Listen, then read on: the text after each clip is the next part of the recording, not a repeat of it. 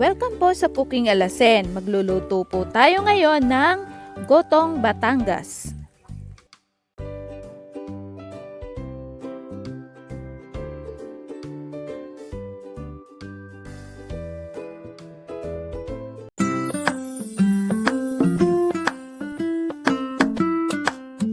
Ang mga sangkap ho sa Gotong Batangas ay mga lamang loob at saka balat ho ng baka.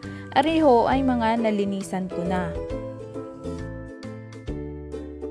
Ang atin hong paglulutuan ay hugas bigas. Pwede rin naman ho ang tubig pero mas malinamnam ho ang sabaw ng goto kapag ang ginamit ay hugas bigas.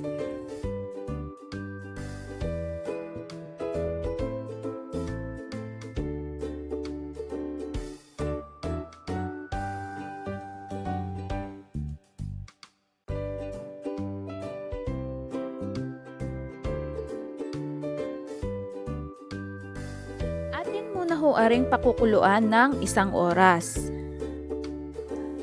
Kapag may lumabas na hong garine na parang mga bula-bula, ariho ay inyong tatanggalin dahil kakapit laang ho ito at mangingitim sa gilid ng inyong kaldero.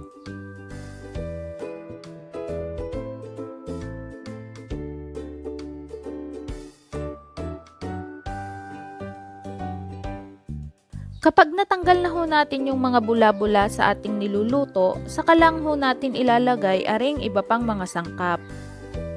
Ilalagay na ho natin ang ating beef cubes, siling haba at ang ating sibuyas at bawang. Kailangan ho ay pino ang ating sibuyas at bawang para madali ho siyang matunaw sa ating sabaw.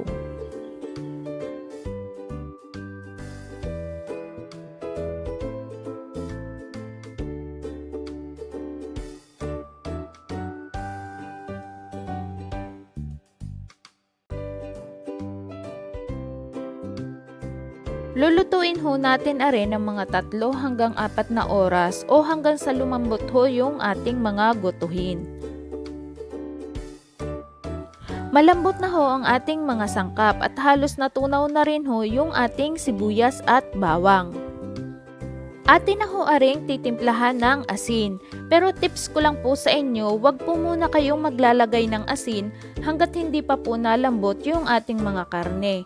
Dahil mangungunat laang ho are at matagal hong maluluto kapag nilagyan nyo agad ng asin.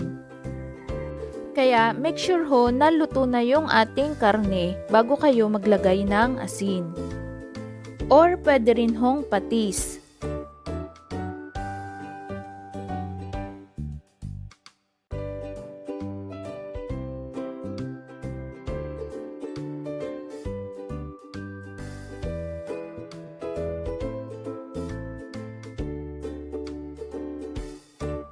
Pagkalagay ho natin na ring asin, atin lang hong pakukuluan ng mga 5 minuto pa.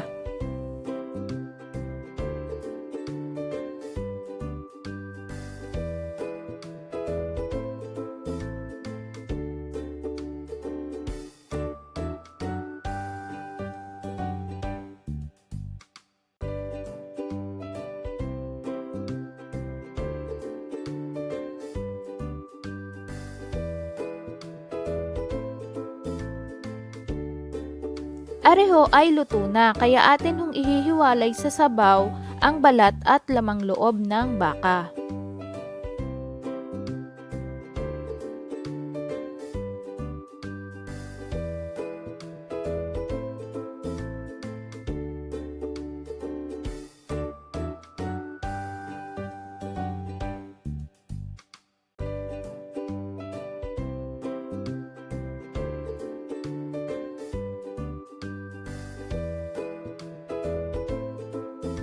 Are na ho yung napalambot nating balat, kaunting laman at lamang loob ng ating baka.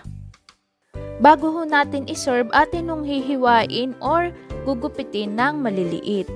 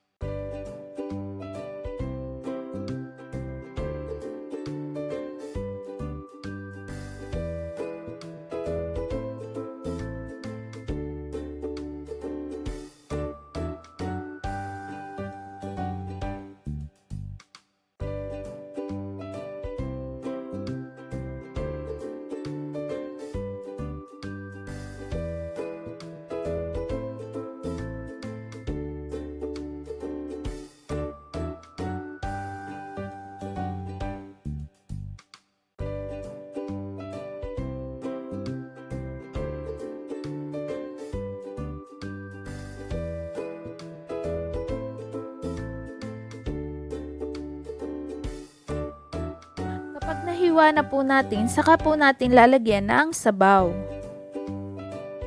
Kung nagustuhan niyo po ang aking video, mag-like and subscribe lang po kayo sa aking channel at marami pa po akong share sa inyo ng mga budget-friendly na recipe.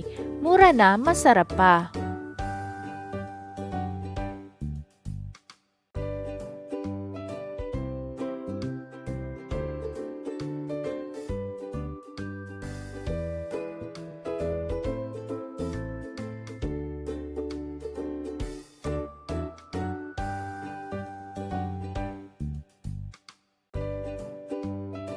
Kapag isi-serve na po ninyo, samahan nyo po ng mga panimpla, kalamansi, sili, patis, at saka po sibuyas.